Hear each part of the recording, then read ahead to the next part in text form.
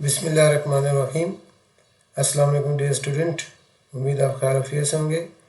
आज हम some important formula of mensuration discuss करने लगे हैं, जो कि आपके ग्रेड क्लास 6 से 8 तक और इससे नीचे वाली क्लास 4 और 5 में भी इस्तेमाल होते हैं और आगे भी यूज़ हो सकते हैं किसी भी लेवल पे। मैथमेटिक्स के मेंसुरेशन के फार्मूलाज डिस्कस करेंगे ताकि आपके ज़हन नशीन हो जाए, आपको याद हो जाए और जहाँ भी इसको इस्तेमाल करना कर पाएँ। तो चैनल ज़रूर सब्सक्राइब करें, आगे शेयर करें।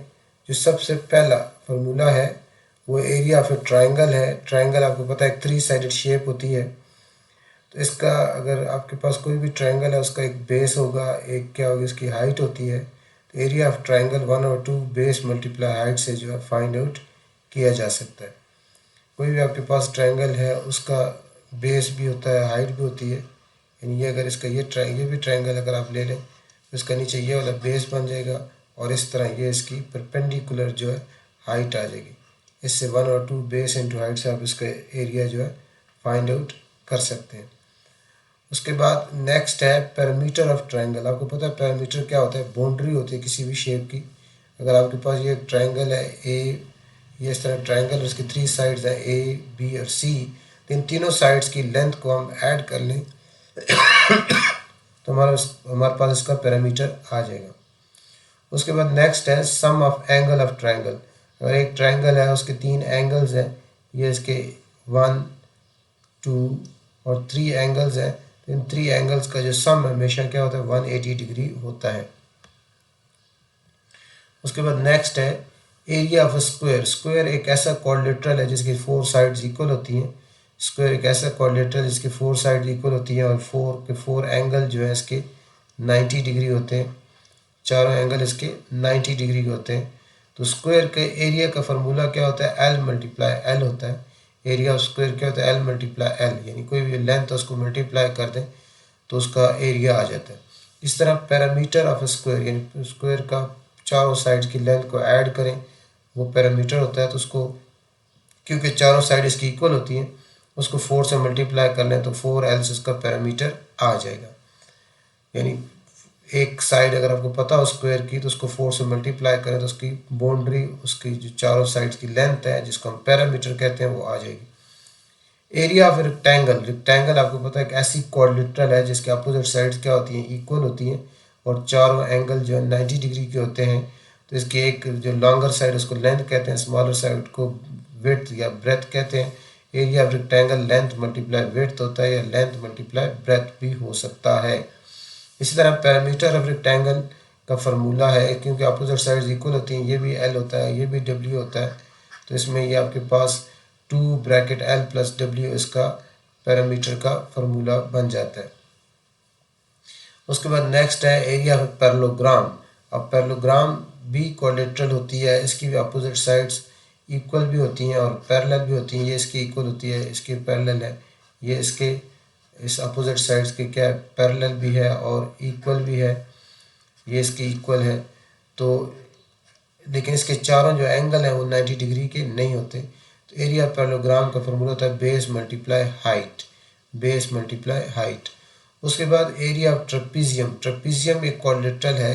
ट्रेपीजियम एक ऐसी क्वाड्रिलेटरल है जिसकी अपोजिट साइड 1 पेयर आपस में क्या होता है? पैरेलल होता है। ये साइड इसके पैरेलल है, इसको हमने P1 का नाम दे दिया, इसको P2 का नाम दिया। ये इसकी परपेंडिकुलर हाइट है। तो area of trapezium 1/2 multiply bracket P1 plus P2 bracket close multiply height होता है। एरिया ऑफ ट्रेपीजियम का ये फार्मूला है। इसमें 2 अपोजिट साइड क्या होती हैं? पैरेलल होती हैं। उसके बाद नेक्स्ट है एरिया ऑफ सर्कल। सर्कल आपको पता है राउंड शेप की शेप है, राउंड। ये आपके पास सर्कल है, इसका एरिया जो है उसका फार्मूला है pi are square. Area of circle का फार्मूला क्या है? Pi are square. इसी तरह area of semi circle. Semi circle half circle कहते हैं। हाफ सर्कल जारी बात, इसको फिर full circle pi are square है तो उसको 2 पे डिवाइड कर दें, 1/2 pi are square semi circle का फार्मूला बन जाएगा। इस तरह एरिया ऑफ सेक्टर यानी एरिया ऑफ सेक्टर की सर्कल का जो एक सेक्टर होता है, जिस तरह ये अगर इस तरह ये एक सर्कल का एक पार्ट है, सेक्टर है, तो इसका एरिया का फार्मूला क्या होगा? इसका ये जो एंगल है, ये एंगल एक्स और ये इसका रेडियस है, तो ये इसका फार्मूला होगा area of sector x/360 multiply pi are square. इस तरह आर्क लेंथ, ये जो आर्क लेंथ है यहाँ से लेके यहाँ तक, इस आर्क लेंथ को एल से रिप्रेजेंट करते हैं। तो आर्क लेंथ का formula x/360 multiply 2πr। 2πr क्या होता है? सर्कमफ्रेंस ऑफ ए सर्कल, किसी भी सर्कल की जो फुल बाउंड्री होती है उसका फॉर्मूला होता है 2πr। उसके बाद area of cuboid, cuboid shape कैसे होती है? इस तरह की क्यूबाइड जो है, ये क्यूबाइड बन जाएगा। इसका एरिया का फॉर्मूला होता है 2 ब्रैकेट, ये हमारा क्यूबाइड बन गया। तो इस तरह क्यूबाइड का फॉर्मूला था 2 bracket length multiply width plus length multiply height plus width multiply height. यानी किसी भी क्यूबाइड शेप का जो ऑब्जेक्ट है उसका टोटल सरफेस एरिया इस फार्मूले से हम फाइंड आउट कर सकते हैं। टोटल सरफेस एरिया का फार्मूला है length multiply width plus length multiply height plus width multiply height का जो आंसर है इसका उसको ट्वाइस कर लेंगे। इस तरह वॉल्यूम ऑफ क्यूबाइड का फॉर्मूला होगा length multiply width multiply height. Length multiply width multiply height से आप किसी भी क्यूबाइड शेप के जो भी आप कंटेनर हो या कोई भी चीज़ उसका वॉल्यूम फाइंड आउट कर सकते हैं। उसके बाद है वॉल्यूम ऑफ क्यूब और क्यूबाइड में यही फ़र्क है, क्यूब की चारों साइड्स क्या होती हैं? सेम होती हैं। उसकी ऑल लेंथ क्या होती हैं? इक्वल होती हैं। इस तरह की, जिस तरह लेट सपोज मैं बनाने की कोशिश कर रहा हूँ, इसकी जो साइड्स हैं वो क्या होती हैं? इक्वल होती हैं। तो इसलिए इसके वॉल्यूम का फार्मूला है L multiply L multiply L. इसके वॉल्यूम का फार्मूला है एल मल्टीप्लाई एल। ये क्यूब है आपका, इसके volume formula L multiply L multiply L, L cube. इसी तरह इसके 6 फेसेस हैं और क्यूब का हर फेस जो है वो आपका स्क्वायर की फॉर्म में होता है। इसलिए एरिया ऑफ ए क्यूब जो है 6l स्क्वायर बन जाता है। एरिया ऑफ अ स्फेयर जैसे फुटबॉल है, जैसे बॉल होती है, कोई भी राउंड शेप जो ऑब्जेक्ट है उसके एरिया का फार्मूला होता है 4πr स्क्वायर। जैसे आपके पास टेनिस बॉल है, फुटबॉल है, क्रिकेट बॉल है, उसका रेडियस अगर पता होगा तो इस फार्मूले से उसका आप एरिया जो है, सरफेस एरिया जो है फाइंड आउट कर सकते हैं 4πr स्क्वायर से। इस area of semi sphere, half sphere जो होती है, हाफ स्फेयर का फॉर्मूला 2πr स्क्वायर होगा, यानी इसको 2 पे डिवाइड करेंगे 2πr स्क्वायर हो जाएगा।